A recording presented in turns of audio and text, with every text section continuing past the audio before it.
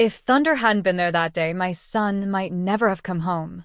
We thought living near the forest meant peace, fresh air, and freedom, but that same forest almost took him from us. Search teams combed the woods for hours. We called his name until our voices broke. And then our American quarter horse broke through the trees, leading us straight to him, pulling him from the edge of death. This is the day our horse became our hero. My name is Sarah Collins.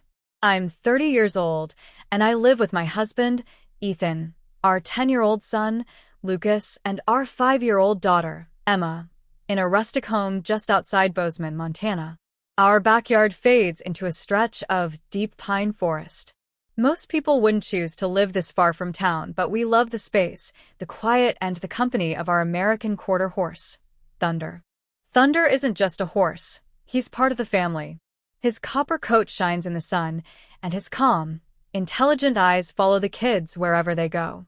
Every morning, Lucas feeds him a handful of oats, and Emma giggles as Thunder nuzzles her hair. Even from the porch, I can see how he positions himself between the kids and the darker edges of the forest, almost like he's standing guard. That Saturday afternoon was bright and breezy. The kids were playing in the open field near the tree line, tossing a worn red ball back and forth. Thunder grazed nearby, his ears twitching at every sound.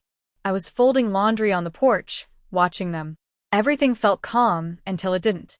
Lucas suggested they explore a little way into the woods to collect treasures, pine cones, wildflowers, whatever caught their eye. Thunder lifted his head, watching them disappear between the trees.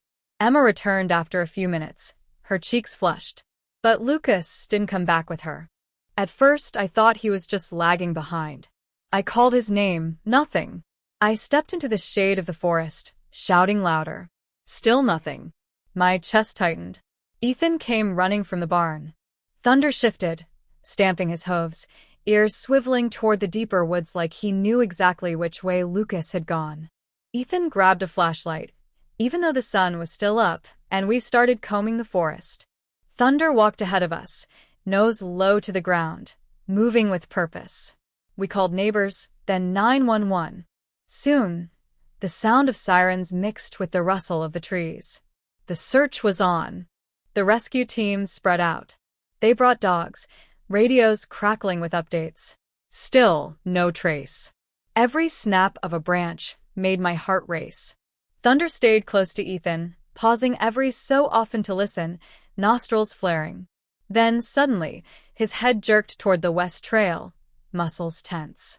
Without hesitation, Thunder bolted into a gallop down the narrow path. Ethan didn't even think. He grabbed Thunder's mane and ran alongside him. I followed, branches whipping at my arms. The search team noticed and trailed behind. It was like Thunder was following a signal we couldn't hear. We broke through the brush and saw it, a steep ravine, the kind that makes your stomach drop just looking at it. And there, clinging to a tree root halfway down, was Lucas. His face was streaked with tears and dirt. Mom. Dad. His voice cracked. The root shifted under his weight. As Lucas tried to adjust his grip, his foot slipped. For a heart-stopping second, I thought he was gone. But Thunder moved fast. He stepped right to the edge, lowering his body and extending one powerful foreleg. Lucas reached up, wrapping both arms around Thunder's leg like it was the last solid thing in the world. Ethan grabbed Lucas's arm, using Thunder's steady stance as leverage. Inch by inch, they pulled him up until he collapsed onto the forest floor. I dropped to my knees beside him, holding him so tight I could feel his heartbeat. Thunder stood over us, ears forward, breathing hard but steady. The rescue team finally caught up, breathless. They checked Lucas over, a few scrapes, a twisted ankle, but otherwise fine. One of the rescuers shook his head and said, "If your horse hadn't found him, I'm not sure we would have." Thunder flicked his tail, almost like he understood. Back at the house, we wrapped Lucas in blankets and made him hot cocoa. Thunder stood just outside the window, watching. Lucas hobbled to the door and pressed his forehead against Thunder's, whispering, "You're my hero." Thunder let out a soft snort, warm breath clouding the cool evening air. Within days, word spread through town. Local horse saves boy from ravine was printed in the Bozeman Daily Chronicle. Neighbors stopped by with apples and carrots for Thunder, patting his neck and calling him the bravest horse in Montana. Now, whenever Lucas plays near the woods, Thunder is right there, never more than a few steps away. Sometimes I catch Lucas sitting on the fence, telling Thunder all about his day, and Thunder listening like every word matters. That bond, it's unshakable. Some heroes ride into battle. Some carry badges.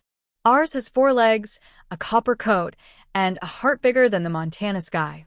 Thunder didn't just save our son's life. He gave our family back its peace. If this story touched you, you're not alone. At Loyal Voice, we share real, powerful stories that deserve to be heard. Like, comment, and subscribe for more. And never forget, sometimes the greatest heroes are the ones grazing quietly in your own backyard.